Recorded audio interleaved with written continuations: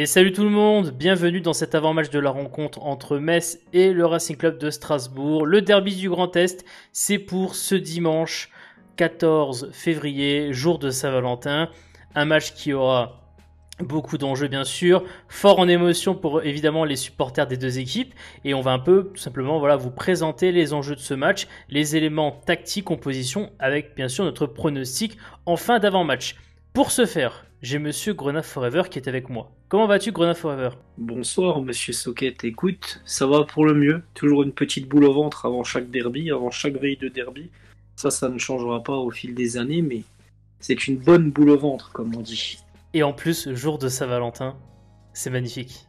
Et en plus, ça c'est le destin. Le destin où on verra bien. On verra bien si,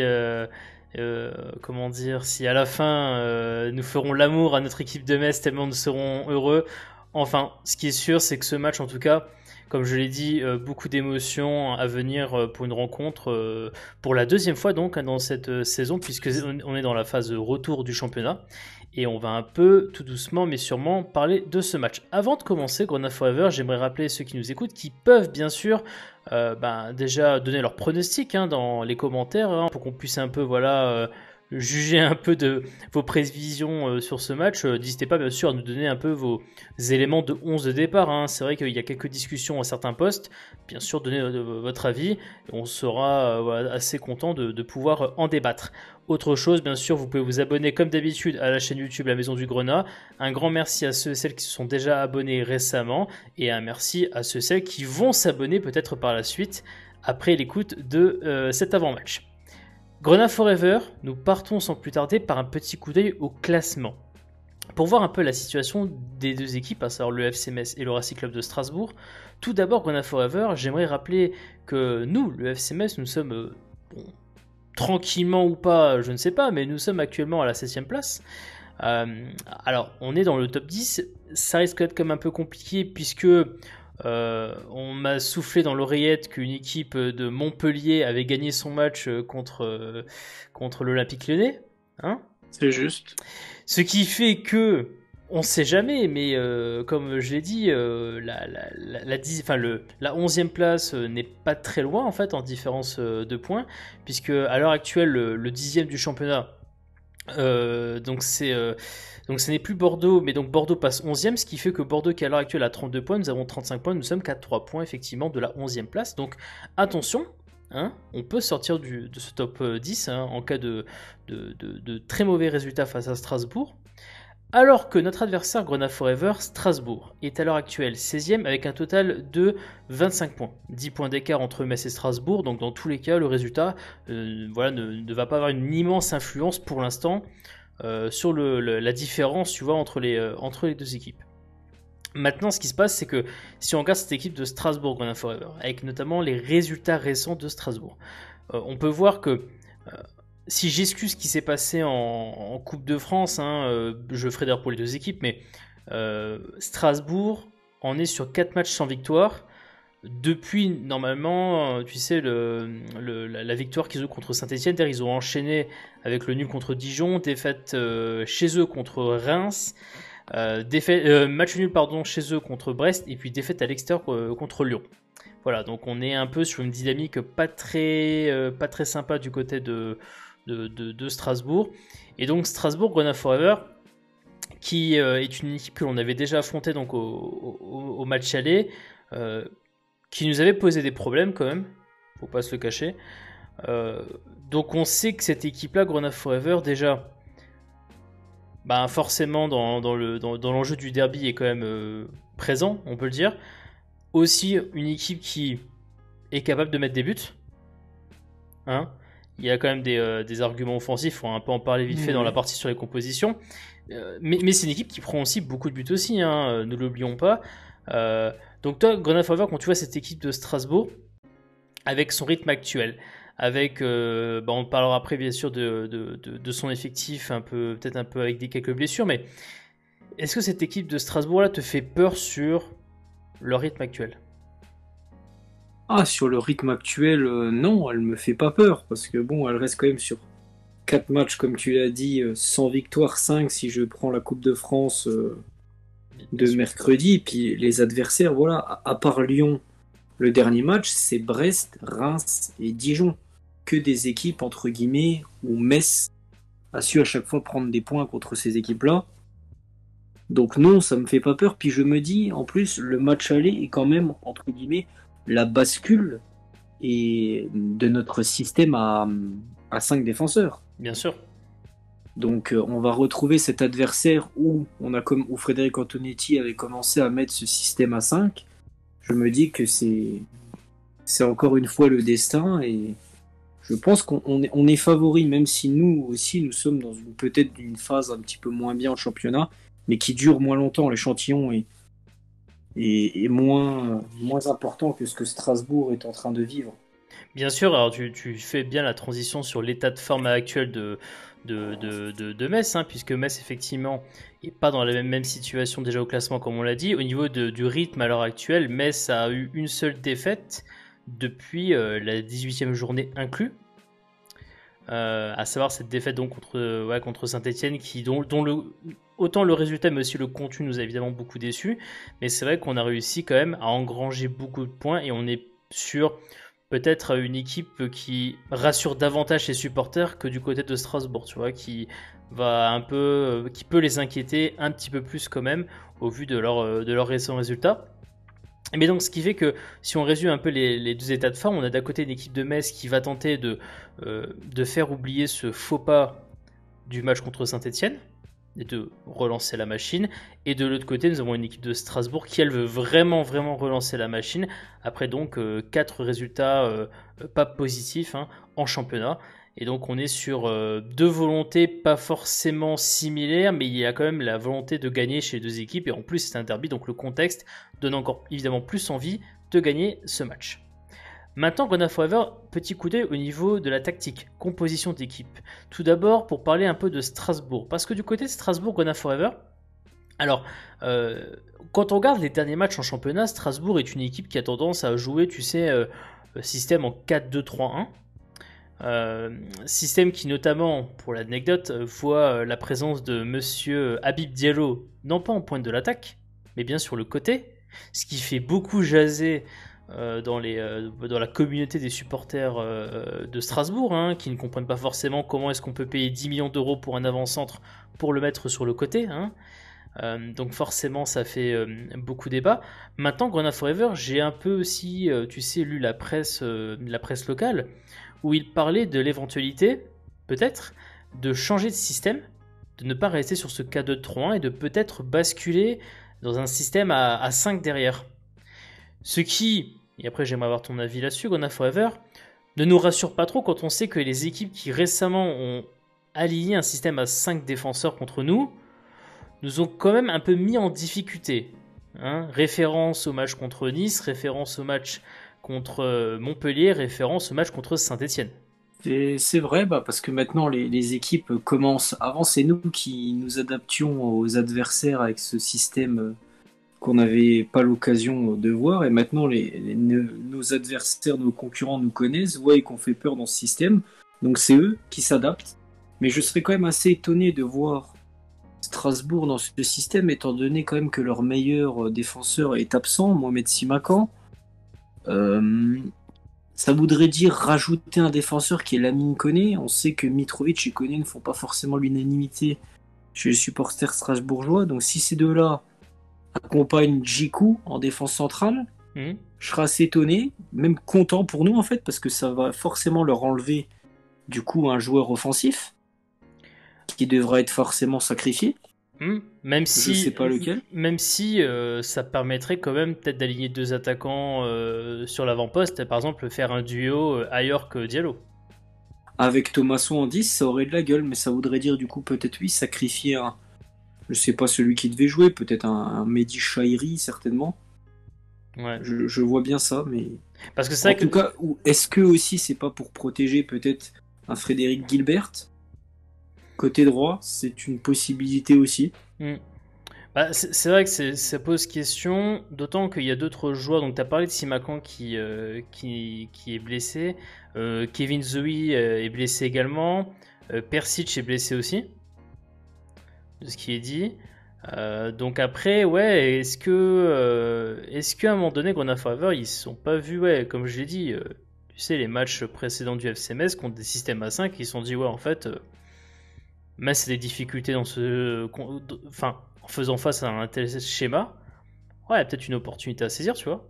Il y a une opportunité à saisir pour eux. Après, est-ce que c'est aussi pour pouvoir enfin régler ce problème de Habib Diallo sur le côté et pouvoir enfin le mettre à côté de Ludovic Ayork, vraiment tous les deux aussi pour eux les mettre dans les bonnes dispositions. Mhm.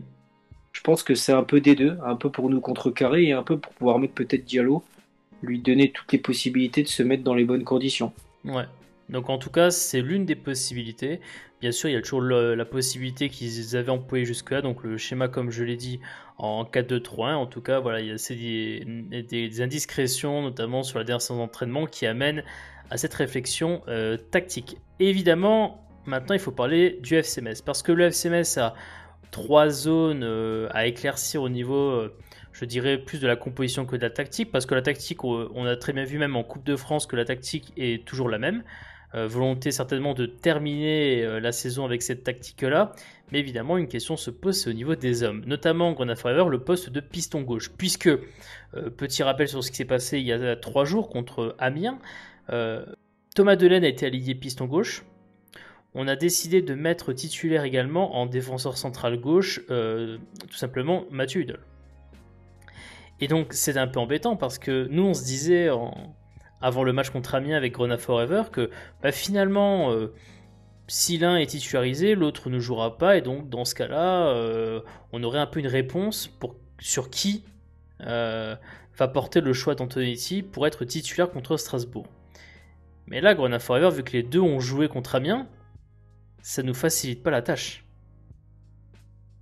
Bah non, ça nous facilite pas la tâche parce que là, pour une fois, Frédéric Antonetti va devoir trancher et ça sera pas un choix du coup par défaut qui s'est quasiment passé toute la saison, c'est-à-dire un choix par défaut au gré des blessures de l'un ou de l'autre. Là, les deux sont à 100% entre guillemets. À lui de faire le choix le plus adéquat et de l'homme qui va lui apporter le plus de sécurité dans ce match contre Strasbourg.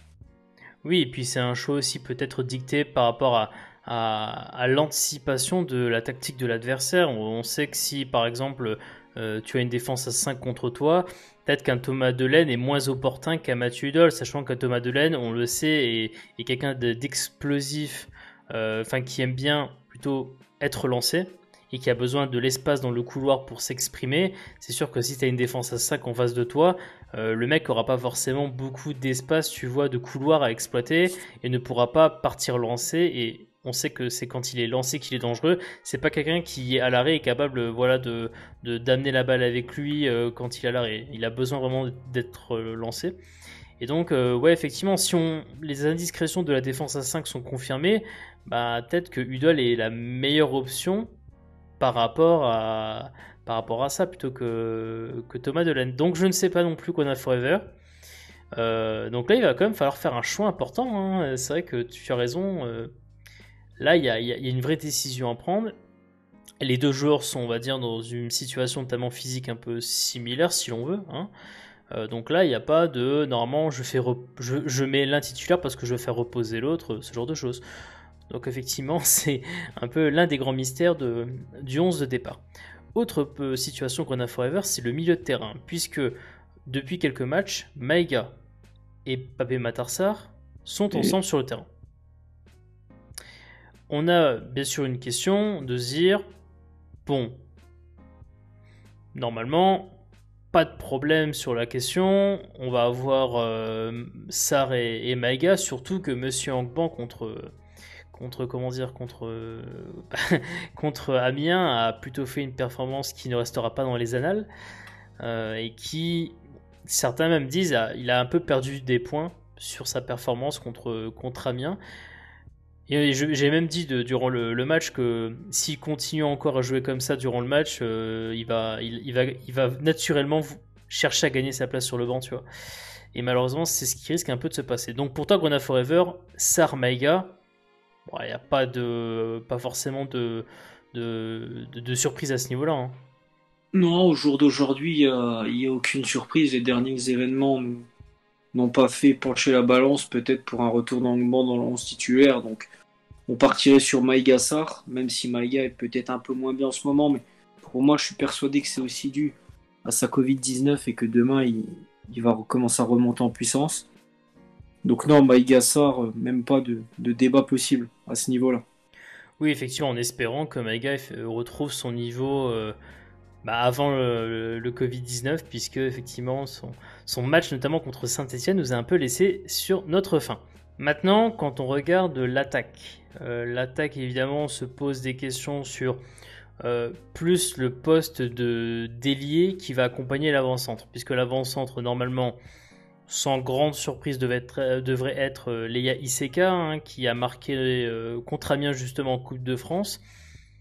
Très difficile de voir quelqu'un d'autre, surtout de voir Monsieur Thierry Ambrose en pointe. Alors là, Grenat Forever se jette dans la Moselle instantanément s'il voit sur son portable à 14h le nom de Thierry Ambrose sur la feuille de match. Donc avant-centre c'est ok, mais effectivement la question de l'ailier. Quel ailier? Est-ce que ça va être un ailier gauche en la personne de Monsieur Wagner Diaz, ou est-ce qu'au contraire on va partir sur un ailier droit en la personne de Lamine Gueye ou de Yad? Et là, si on se réfère Grenat Forever à ce qui s'est passé il y a 3 jours, Monsieur Wagner Diaz n'a joué que 18 minutes contre Amiens. Lamine Gueye, lui, a commencé, comme on l'a vu, titulaire sur le terrain. On sait que il y a des très très bons en sortie de banc, plutôt qu'en starter. Est-ce que les planètes sont pas liées pour que Wagner Diaz et Leia Iseka démarrent ensemble sur le terrain? Ben, la tendance, on va dire, penche sur ça. Souvent, c'est ce que Frédéric Antonetti fait quand il change son duo, c'est que ceux qui sont pas rentrés le match d'avant où on peut jouer commencent titulaire le match d'après. Donc normalement, la logique voudrait qu'Izdekan ne soit pas titulaire, mais bon, pour moi, il le sera. Parce qu'est-ce que c'est l'attaquant qui nous apporte le plus peut-être de certitude à l'instant T? Je serais tenté de dire que oui. Mais pour l'accompagner, je suis d'accord avec toi. Wagner Diaz, parce que Pape Ndiaye est meilleur en sortie de banc, il faut le garder en sortie de banc. Lamine Gueye est un peu dans le creux de la vague en ce moment. Et Thierry Ambrose, ben, c'est Thierry Ambrose, donc il vaut mieux le voir sur un banc de touche plutôt que sur un terrain de football. C'est dit de façon directe. Oh là là. Vous savez que Mais après, Grenat Forever a une très belle histoire d'amour avec Thierry Ambrose, hein, bah, ouais, évidemment. j'avais deux histoires d'amour avec Thierry Ambrose et Adama Traoré. La première a pris fin de manière merveilleuse en début de semaine. C'est ça. Donc il n'en reste plus qu'un qui résiste encore À ton et charme. toujours à l'envahisseur. Ouais, et à ton charme. Mais enfin, oui, effectivement, c'est clair que si c'est ça, alors là, on arrête tout, hein, évidemment. Mais pour revenir justement à ça, après vous savez, ça reste l'équipe, hein, ils peuvent se tromper. Leur duo qui est mis pour le journal de l'équipe, c'est Aaron Leia Iseka avec Papa Ndiaye. Vous prenez cette info comme vous la prenez, ils se trompent beaucoup de toute façon généralement, mais bon, c'est ce qui est mis. Tout le monde se trompe, y compris nous, d'ailleurs. Y compris nous. Et d'ailleurs, sur cette compo-là, c'est Thomas Delaine qui est piston gauche et pas Mathieu Hudol. Oui, vu qu'il y a un ailier droit, forcément, l'espace pour Voilà. l'espace gauche est laissé libre, notamment pour un Thomas Delaine. Parce que voilà, ça on n'en a pas parlé aussi, mais est-ce que Frédéric Antonetti a envie d'avoir Wagner, ce qui du coup sacrifierait automatiquement Thomas Delaine Bien sûr. pour pouvoir mettre Wagner dans les meilleures positions, ou si on a envie d'avoir Delaine, est-ce que ça veut dire qu'il sera obligé de sacrifier Wagner et plutôt mettre un ailier droit qui pourrait dans ce cas-là être Lamine Gueye? C'est ça. Ouais. Mais avec la question par rapport à Yad de se dire est-ce que Yad n'est pas vraiment meilleur sur un banc et en rentrant à 20 minutes de la fin qu'en starter? C'est un long débat, hein, bien sûr, qui n'est pas prêt de finir. Mais ce qui est sûr, c'est qu'à l'heure où on parle, il n'y a pas de hiérarchie décidée pour l'attaque et donc on ne peut pas vous prédire exactement ce qui va se passer au niveau des choix d'Antonetti sur l'attaque du FCMS. On va terminer cet avant-match Grenat Forever par un peu de pronostic. Alors bien sûr, je vous invite, ceux et celles qui nous écoutent, à mettre dans les commentaires votre pronostic de la rencontre, bien sûr. Hein. Donnez-nous un peu ce que vous pensez comme score potentiel, hein. Comme ça on va un peu tout simplement débattre dans les commentaires. Mais toi, Grenat Forever, dis-moi un peu ton pronostic pour ce match. Je vais rester sur un pronostic et donner le même résultat que l'année dernière, c'est-à-dire victoire 1-0 dans la douleur du FC Metz dans un match âpre qui va être difficile et 1-0. Un but 1-0. Et alors... comme un symbole, évidemment, je pense que ça sera marqué par un but d'un de nos 3 tauliers de derrière. Oui, parce que un petit corner. on l'a pas précisé parce que ça coule de source, mais les tauliers défensifs qui n'étaient pas là contre Amiens sont effectivement là de retour. Ça peut être effectivement l'un des 3 tauliers défensifs qui ont un jeu de tête pas si dégueulasse que ça, notamment Kouyaté, tu vois. Donc c'était John Boy l'année dernière, ça pourrait être Kouyaté ou Dylan Brown. D'ailleurs, Brown a marqué cette saison, Boy a marqué cette saison, Kouyaté n'a pas encore marqué. Je ne dis ça, je ne dis rien. Au niveau de mon pronostic, moi je vais partir comme toi sur le 1-0. Pareil, un match très serré, 2 équipes qui forcément, il y a la peur du derby. Il y a le fait aussi que Strasbourg n'est pas dans une bonne dynamique. Metz veut pas plonger dans le doute après ce qui s'est passé contre Saint-Etienne. Donc forcément, je sens un match assez étriqué également, d'autant que si on part sur un système des 2 équipes, tu vois, système à 5 défenseurs, alors là, messieurs, mesdames, mettez sur vos téléphones applications sportives, hein, vous mettez des petits scores, hein, des 1-0 pour l'un, 1-0 pour l'autre, ou des 1 partout, ou des 0-0, amusez-vous, hein, faites péter votre bankroll, parce que ça va être un match chiant, quoi, si c'est ça, tu vois. Donc encore une fois, ouais, le cœur me dit 1-0 pour Metz. Enfin, on verra bien. Ce qui est sûr, c'est que, comme j'ai dit au début de cet avant-match, un match avec beaucoup d'émotions. Et on espère évidemment voir quand même un beau match pour le FC Metz. C'est la victoire au bout, pour évidemment nous donner beaucoup de grains à moudre en post-match. Un Grenat Forever, bien sûr. Ça, c'est sûr. Ça, c'est sûr, c'est certain. On va vous laisser sur toutes ces informations. Donc encore un grand merci à toutes ceux et toutes celles qui ont écouté cet avant-match jusqu'au bout. N'oubliez pas donc dans les commentaires votre pronostic. N'oubliez pas aussi de vous abonner à la chaîne YouTube. Hein. Merci encore à ceux et celles qui nous ont soutenus déjà ou qui vont nous soutenir par la suite. On va se retrouver pour le débrief de ce match. Débrief qui sortira lundi soir ou mardi matin. Hein. Encore une petite hésitation à ce niveau-là. Mais sinon, ce qui est sûr, c'est qu'on vous retrouvera donc en après-match hein, pour un peu débriefer la rencontre entre Metz et Strasbourg. On vous laisse, portez-vous bien et allez le FC Metz.